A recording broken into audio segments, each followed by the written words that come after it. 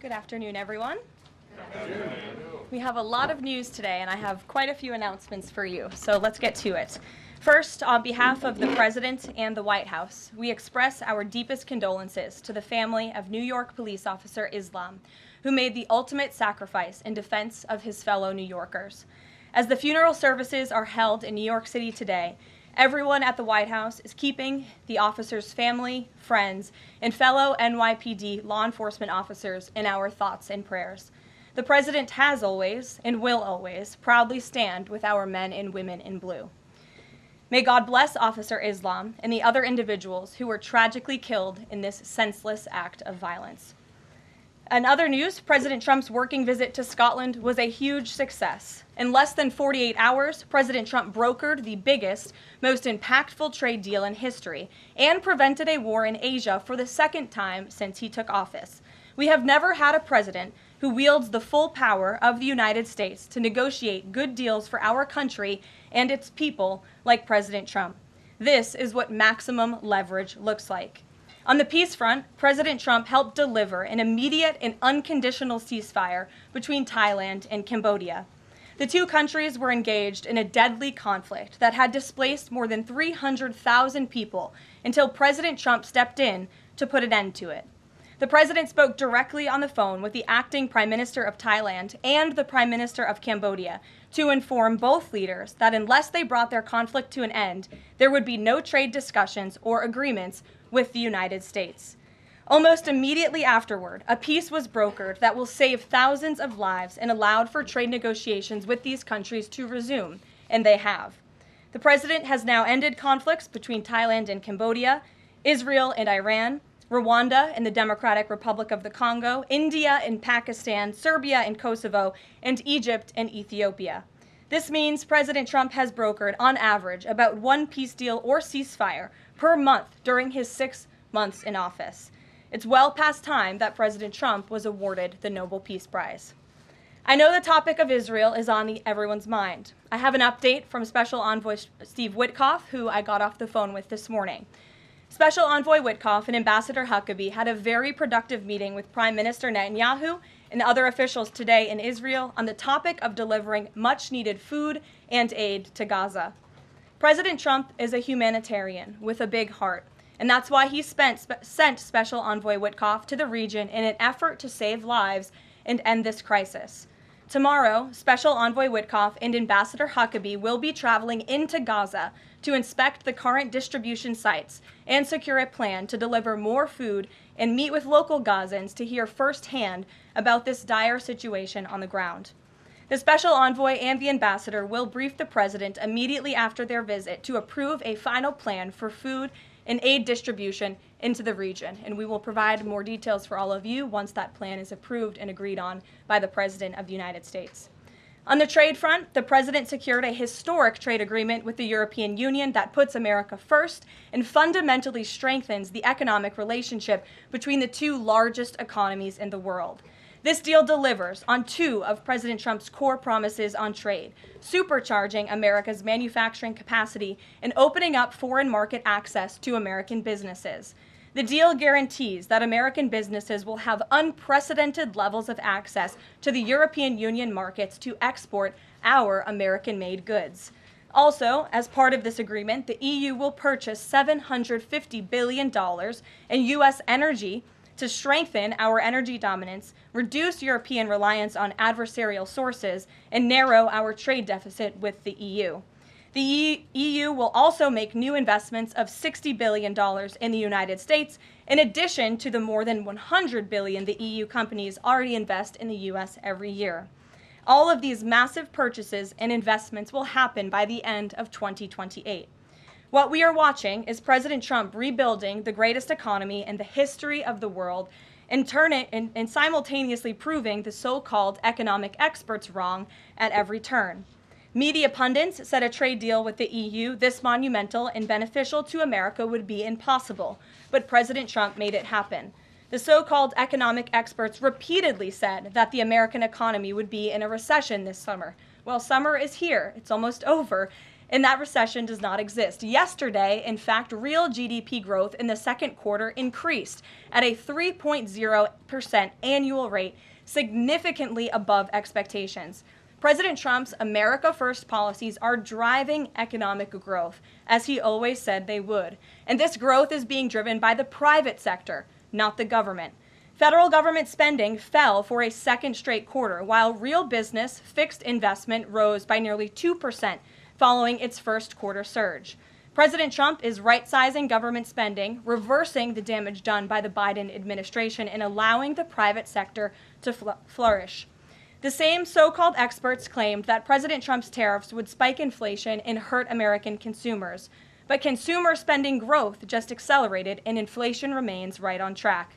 For the past 5 straight months, core inflation has come in below market expectation and remains in line with the Fed's 2% inflation target. Meanwhile, customs and tariff revenues have already totaled more than $150 billion since President Trump took office, leading to the first June budget surplus in nearly a decade. Those revenues will skyrocket even further starting tomorrow when new reciprocal tariff rates take effect. President Trump is restoring America's economic sovereignty by reducing our reliance on foreign countries, boosting investment in the U.S. to the tune of trillions of dollars, and creating hundreds of thousands of high-paying jobs for the American people. With America finally put first on trade and the largest middle-class tax cuts in history and other pro-growth provisions of the One Big Beautiful Bill beginning to take effect, the American economy will boom like never before over the course of the next 3.5 years, thanks to the president's vision. Finally, as you all know, the president signed an executive order earlier this year to solve the problem of exorbitant pharmaceutical pricing. According to recent data, the prices that Americans have been paying for brand name drugs are more than 3 times the price other similarly developed nations pay. The president is determined to solve this problem and took further action today. He has signed 17 letters to pharmaceutical companies' CEOs, and I would like to read you one of these letters to the CEO of Eli Lilly. All of these letters will be provided to you following this briefing. This is to the CEO of Eli Lilly from the President of the United States. On May 12, 2025, I signed an executive order delivering most favored nation prescription drug pricing to American patients to stop global freeloading and guarantee that Americans pay the same prices enjoyed by other developed nations. Right now, brand name drugs in the United States are up to 3 times higher on average than anywhere else for the identical medicines. This unacceptable burden on hardworking American families ends with my administration. Most proposals the Trump administration has received to resolve this critical issue promised more of the same, shifting blame and requesting policy changes that would result in billions of dollars in handouts to industry. Moving forward, the only thing I will accept from drug manufacturers is a commitment that provides American families immediate relief from the vastly inflated drug prices and an end to the free ride of American innovation by European and other developed nations. Accordingly, I am calling on Eli Lilly and Company and every manufacturer doing business in our great country to take the following actions within the next 60 days. Extend the most favored nation pricing to Medicaid, guarantee most favored nation pricing for newly launched drugs, return increased revenues abroad to American patients and taxpayers, provide for direct purchasing at most favored nation pricing. The President's team, including Secretary Kennedy and Administrator Oz, stand ready to implement these terms. The President expects to further engage with them immediately in good faith to deliver relief for American families. Make no mistake, a collaborative effort towards achieving global pricing parity would be the most effective path for companies, the government, and American patients. But if you refuse to step up, we will deploy every tool in our arsenal to protect American families from continued abusive drug pricing practices. Americans are demanding lower drug prices, and they need them today. Other nations have been freeloading on U.S. innovation for far too long, and it is time they pay their fair share. I look forward to your binding commitments to each of these goals by September 29th, 2025, and my team stands ready to assist with implementation questions. Thank you for your immediate attention to this vital national priority. Signed, President Donald J. Trump. Again, to the CEO of Eli Lilly.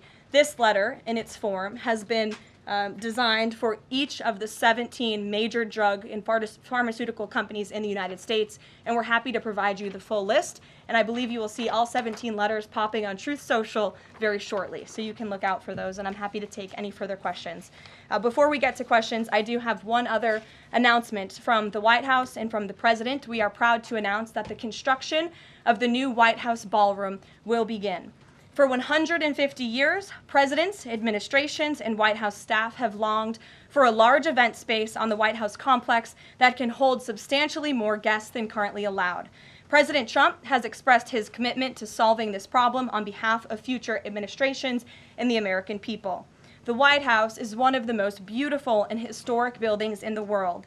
Yet the White House is currently unable to host major functions, honoring world leaders in other countries without having to install a large and unsightly tent approximately 100 yards away from the main building's entrance. The White House State Ballroom will be a much-needed and exquisite addition of approximately 90,000 total square feet of innately designed and carefully crafted space with a seated capacity of 650 people, which is a significant increase from the 200-person seated capacity in the East Room of the White House. In recent weeks, President Trump has held several meetings with members of the White House staff, the National Park Service, the White House Military Office, and the United States Secret Service to discuss design features and planning. President Trump has chosen McCreary Architects as the lead architect, which is well known for their classical architectural design and based right here in our nation's capital. The construction team will be headed by Clark Construction, and the engineering team will be led by AECOM. The project will begin in September 2025, and it is expected to be completed long before the end of President Trump's term. President Trump and other donors have generously committed to donating the funds necessary to build this approximately $200 million structure. The United States Secret Service will provide the necessary security enhancements and modifications. The White House Ballroom will be substantially separated from the main building of the White House, but at the same time, its theme and architectural heritage will be almost identical. The site of the new ballroom will be where the small, heavily changed and reconstructed East Wing currently sits. The East Wing was constructed in 1902 and has been renovated and changed many times, with a second story added in 1942. White House Chief of Staff Susie Wiles has provided the following statement. President Trump is a builder at heart and has an extraordinary eye for detail. The President and the Trump White House are fully committed to working with the appropriate organizations to preserve the special history of the White House while building a beautiful ballroom that can be enjoyed by future administrations and generations of Americans to come. In the White House, we will continue to provide the American public and all of you in the press with updates on this project at whitehouse.gov/visit. And if you go there shortly, you will be able to see renderings and visuals of what this ballroom will look like, both the exterior and the interior. I have provided some photos for all of you in the room today. This is the interior of the ballroom space. It's quite beautiful. And then this is the exterior of the ballroom space. As you can see, it will come off of the executive mansion as it sits today, and the East Wing will be modernized and renovated. We're happy to answer any further questions on that, Jennifer. Since you're so eager, I will go to you, but first, as always, I want to start with our new media seat, Ben Weingarten. Why don't you go ahead, Ben? Thank you. In light of the release, the declassification of the annex to the Durham report today, beyond any potential prosecutions, the outcomes of which will likely be uncertain, what does the President believe justice for Russiagate ought to entail? Might it include restitution for those whose lives were upended as a consequence of Russiagate, and perhaps a major reorganization of the national security apparatus? Well, I think a major organization of the national security apparatus, at least here at the White House within the National Security Council, has indeed taken place, and the President entrusts his current CIA director, John Ratcliffe, and our ODNI director, Tulsi Gabbard, to make the necessary changes to ensure classified intelligence, especially that could implement or hurt the national security of our country does not make its way into the hands of irresponsible actors who want to politicize that intelligence for their own end. Since you brought up the declassification report that was put out by Senator Grassley today, I'm glad you brought it up because this should be a story every outlet in this room should be covering. This is further evidence that Hillary Clinton approved the Russia hoax against President Trump. Her campaign financed it. Again, she approved it. And the FBI and the CIA were both weaponized to, as our director of CIA has said, accelerate this hoax against then candidate and former President Trump. To answer the heart of your question, the president wants to see justice served, and he trusts the Attorney General and the Department of Justice to implement that justice and hold these people accountable. One more question, briefly, Sure. if I may, on a totally different topic. There's been legislation reintroduced in the House and Senate on designating the Muslim Brotherhood as a terrorist organization. The Muslim Brotherhood is considered by many to be the fountainhead of Sunni Islamic supremacism from which Hamas and other groups have spawned, with a nexus to domestic organizations as well. Does the president support designating the Muslim Brotherhood as a terrorist organization?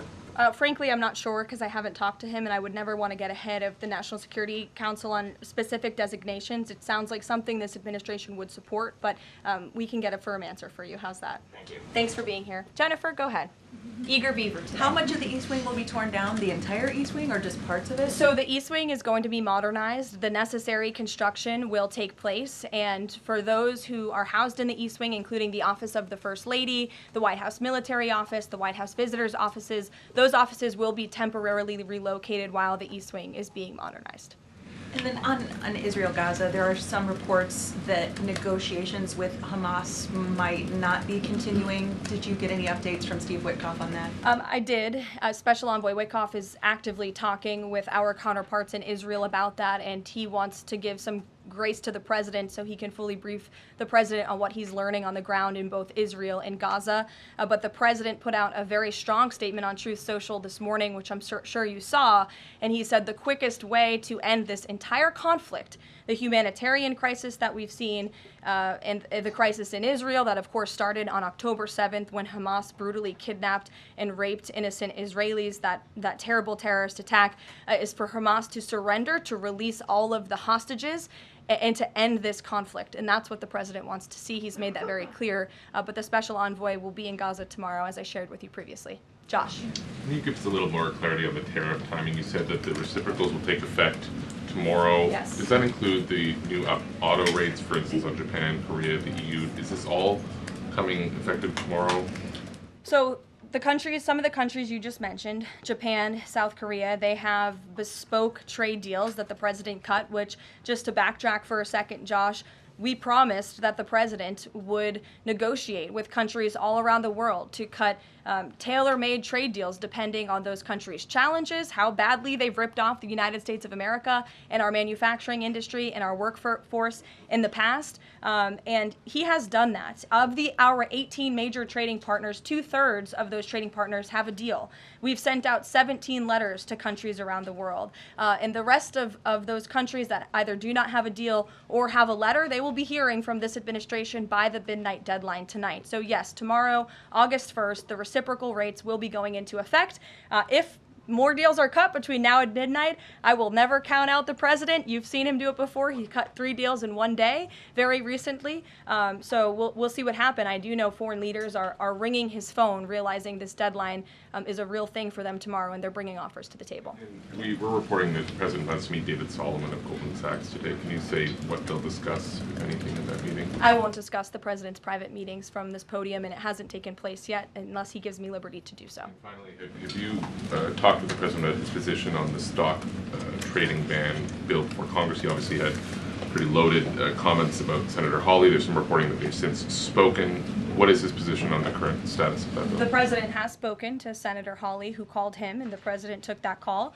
As the president said in the Roosevelt Room yesterday, conceptually, he of course supports the idea of ensuring that members of Congress and United States senators who are here for public service cannot enrich themselves. And the reason that this idea to put a ban on stock trading for members of Congress is even a thing is because of Nancy Pelosi. I mean, she is rightfully criticized because she makes, I think, $174,000 a year, yet she has a net worth of approximately $413 million. In 2024, Nancy Pelosi's stock portfolio, this was a fascinating statistic to me, grew 70% in 1 year in 2024, and her portfolio outperformed every single large hedge fund in that same year, and even more than doubled the returns of Warren Buffett's Berkshire Hathaway. So I think the president stands with the American people on this. He doesn't want to see people like Nancy Pelosi enriching themselves off of public service and ripping off their constituents in the process. As for the mechanics of the legislation and how it will move forward,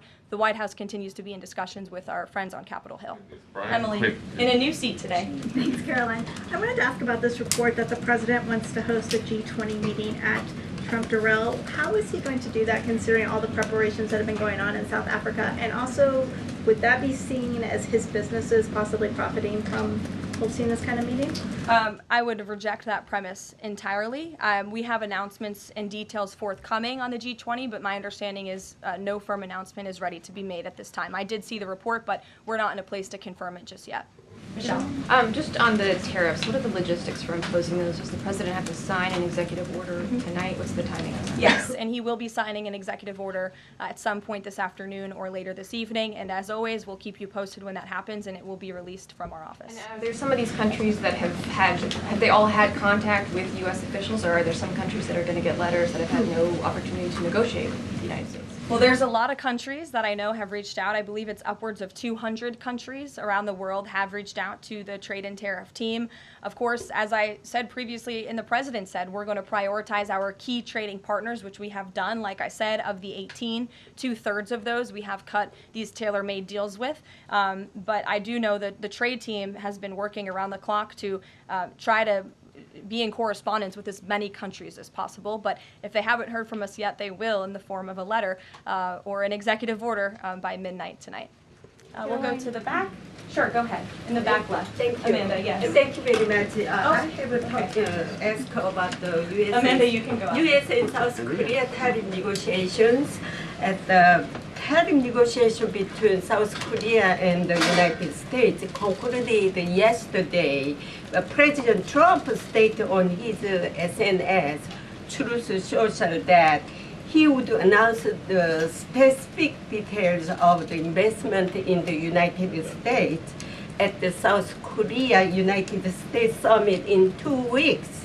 My question is this tariff negotiation a final agreement, or is further negotiation necessary? Well, yes, as you know, the president met with representatives of the Republic of South Korea here at the White House yesterday, and they did, in fact, reach a deal. And South Korea will pay a 15% tariff rate, including 15% on autos, while providing historic market access to American goods like autos and rice.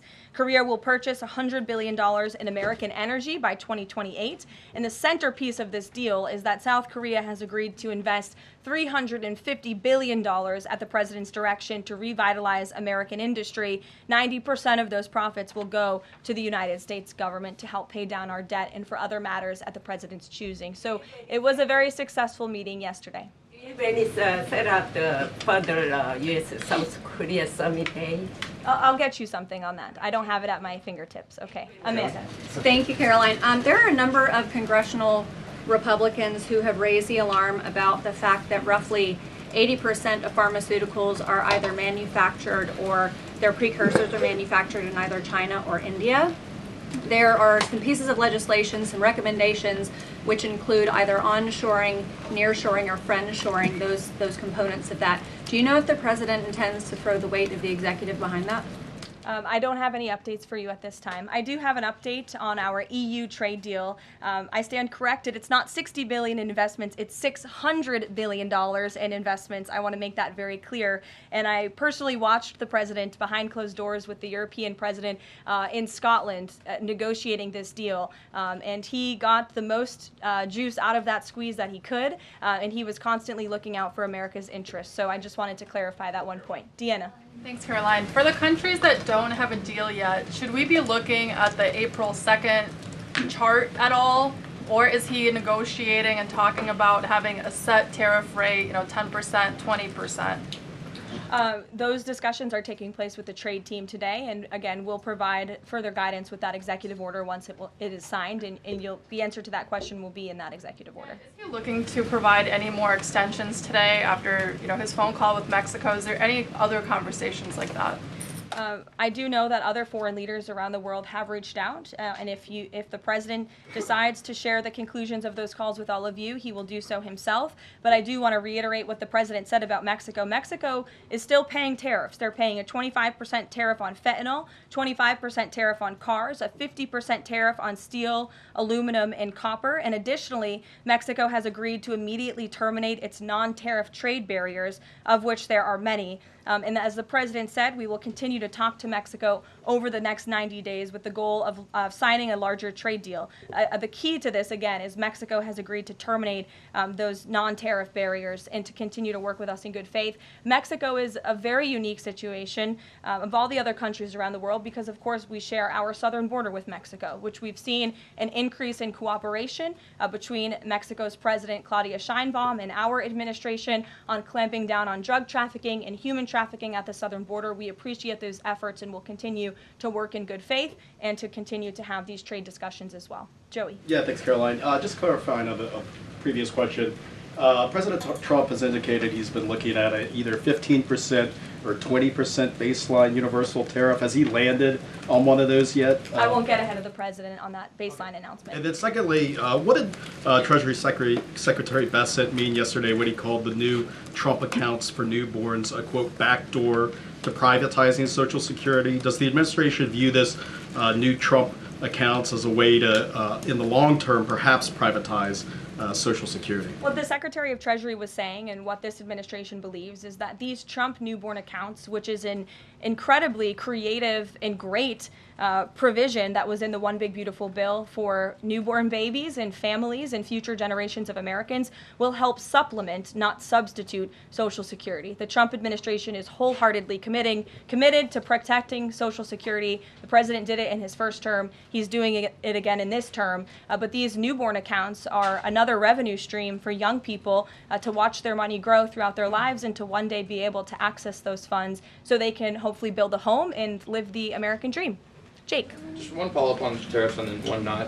Is the president at all considering extending the August 12th China deadline at all? Is that in consideration? So look, on China, you heard from the president on Air Force One when we were returning from Scotland. You've heard from the Treasury Secretary as well, Ambassador Jameson Greer. They just spent 2 days in Geneva for their third round of talks with China. And the current policy, the current trade program that we have going with China right now, as it stands, will decrease our deficit by $5 billion this year. So we are moving in the right direction when it comes to China. And Secretary Bessent and Ambassador Greer continue to be in direct communication with our Chinese counterparts. But is the deadline, is it extension on the table potentially from that August 12th deadline as it stands? I don't think so, but I'll let the Secretary of Treasury speak on that because he's leading these negotiations. Reagan, go ahead. Thanks, Caroline. There's growing frustration that more of Trump's nominees haven't been confirmed. Why does the president think Senate Republicans are so behind, and has he had any further conversations with Leader Thune about it?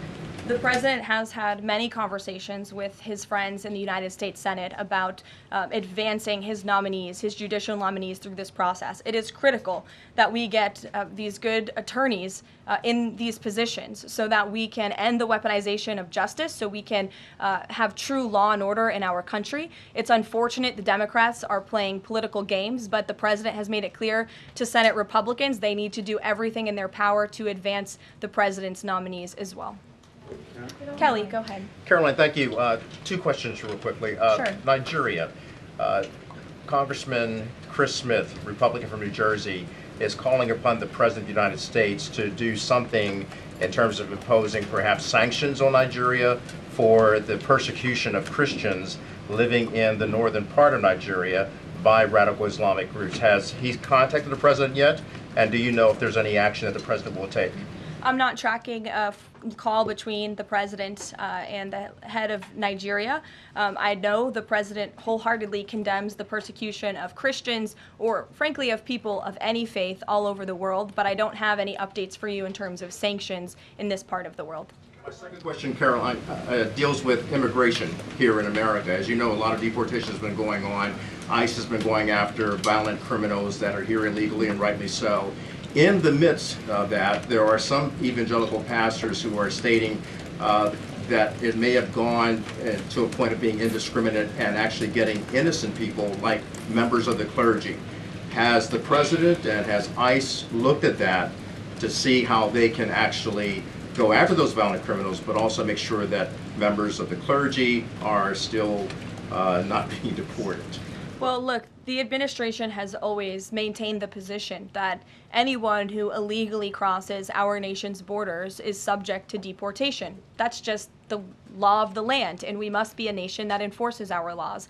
But the priority from ICE, of course, is to deport, detain, arrest, and remove violent illegal aliens and criminals from our country. And they have been doing that at the rate of thousands of illegal violent criminals every single week, especially in Democrat-run sanctuary cities where these illegal violent criminals have been given a safe haven and have essentially been immune from our nation's laws under the previous administration. That's not happening anymore because of this president and Secretary Noem in the Department of Homeland Security. And we are going to be a nation of laws. And as we've said repeatedly, if you came here illegally, you are subject to deportation. But the priority are those public safety threats that we must remove from our communities. Thank you so much, Caroline. Two questions. So what Hamas hardens its position and Israel provides aid? Do you have any new information on the hostages that need aid too? And second question, we heard President Trump criticize President Macron and Prime Minister Starmer for their statement about recognizing a Palestinian state. What is the president's position on recognizing a Palestinian state, and will he recognize Israeli sovereignty in Judea and Samaria? I can answer both of those questions for you. On the second question about a Palestinian state, the president expressed his displeasure and his disagreement with the leaders of France, the United Kingdom, and Canada. He feels as though that's rewarding Hamas at a time where Hamas is the true impediment to a ceasefire and to the release of all of the hostages. So to your first question, the president wants to see all of the hostages released. He cares deeply about this. He has met with many of the former hostages, many of the families of those who have loved ones who are still being held hostage in Gaza. I have met with them too. It is absolutely devastating what these poor people have been through, and the president is always thinking about them, and that's why he's designated his special envoy, Steve Witkoff, who's doing a tremendous job to release the hostages and to end this conflict. But the president has always said the last remaining hostages, now there are 20 living hostages in Gaza, will always be the hardest because Hamas is unfortunately using these innocent people as bargaining chips. But nevertheless, we are committed to seeing this come to an end. Elizabeth. Thanks, Caroline. Part of the settlement with Brown prohibits it from performing transgender procedures or prescribing hormone, puberty blockers, that type of thing. Will eliminating these types of procedures be a priority for the Trump administration in negotiations with other universities? I can tell you that ending the chemical castration of children in our country is a priority of this administration. We've talked to many of these universities about it, but the president has also taken very strong action to cut off the funding for any medical institution in this country that provides those barbaric procedures. The Brown University agreement, since you brought it up, is yet another win to root out anti-Semitic behavior on our nation's college campuses and unlawful racial discrimination. Brown has agreed to no longer allow unlawful racial discrimination in admissions or university programming. They have agreed to provide access to all relevant data and information to rigorously assess compliance with its commitment to merit-based admissions, and they will pay $50 million over 10 years to state workforce development organizations that comply with anti-discrimination laws, supporting regional economic growth and career opportunities. Brown will also adopt the definitions of male and female from President Trump's executive order, defending women and gender ideology extremism for women's sports, programming, facilities, and housing. Brown will no longer perform gender gender reassignment surgeries on minors or prescribe them puberty blockers or cross-sex hormones. And Brown will take steps to improve the campus climate for Jewish students and combat anti-Semitism on their campus. This is yet another huge win for American students and for those who love our country and want to abide by our country's laws. On the topic of defending women from gender ideology extremism and helping women's sports, the president will be signing an executive order at 4 o'clock today with some very famous professional athletes whom I'm sure you all know. And that executive order will be focused on strengthening athletics in our country and making America healthy again. And we are going to re-implement the presidential fitness test in America's schools, which is, I think, something all Americans can get behind. So you'll hear from the president in 2 hours, and we will see you all there. Thank you.